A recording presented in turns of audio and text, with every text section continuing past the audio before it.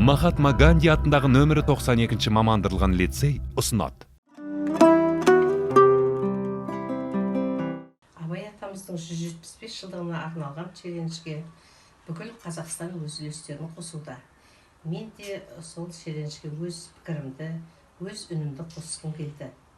Абай Құнанбаевтың қара сөздерінің әрбір сөйлемінің өзі тұнған тағылым, тәрбие, үлгі өнеге. Ал өлеңдеріне тоқталсақ, ешқандай ақынға ұқсамайтын дара теңеулер, ерекше сипаттағы мағыналар бар.